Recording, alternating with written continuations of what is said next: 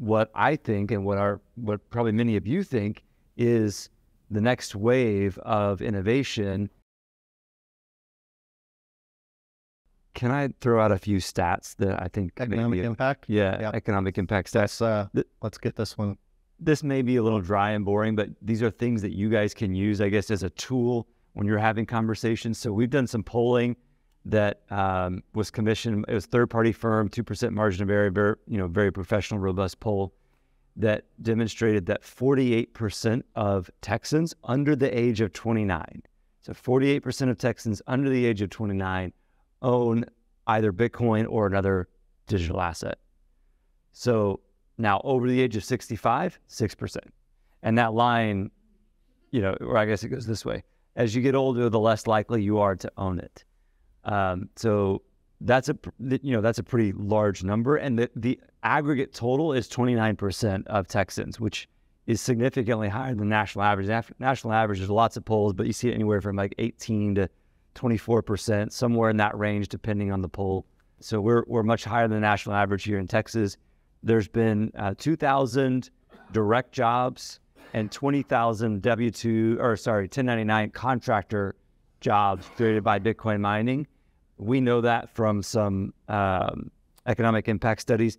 And this is just a guess. We have not done any studies, but I would say that you could probably double that if you include the non-mining side of Bitcoin, like the Bitcoin startups, devs, Oshi, the Austin ecosystem, like Voltage. I could probably rattle off a bunch of these companies. Impervious AI, yeah. So that is not insignificant numbers of job creation for the state. And then the tax revenue is a little bit different, like a little bit more tilted towards the Bitcoin mining side because they do generate a lot more tax revenue for the state. But these startups could eventually, that's the nature of a startup, right? Maybe they don't have a lot, they have job creation, they don't have a lot of tax revenue from the state, but if they hockey stick, that's the same as Silicon Valley, right? Somebody at IT, an engineer at IT, invented the microchip. At TI. Sorry, I said IT, I meant TI. Texas Instruments invented the microchip. And that was 68, some 50 plus years ago, right? But Silicon Valley monetized it. So Texas doesn't want to miss out on what I think and what probably many of you think is the next wave of innovation when it comes to technology, and that's assets.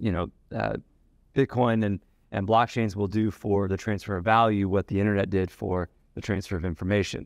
How many of you have heard that phrase before, right? Well, actually not that many people, but probably half of you have heard that at some podcast at some point, right? This is as transformational as the internet. We're just really early. Maybe to paint the picture, the story of Rockdale was at City Council. Mm-hmm. In response, I think we're going to get to it shortly, but we have a lot of legislation that we've been moving through that's pro the industry, and some of it has made it past the finish line, but there's been a lot of noise about a particular bill which looks like it won't make it, but which is against our industry. And the City Council, was it, of Rockdale, which is where Riot's the largest facility in Texas, they all voted unanimously in support of the Rockdale facility because they've just seen so much economy come to their city. Hey y'all, Lee Bratcher here with the Texas Blockchain Council. Thanks for watching. Be sure to like and subscribe. It really does help other people find us. If you like this content, check out the Texas Blockchain Council YouTube channel, as well as following us on TikTok, Instagram, YouTube, and Twitter.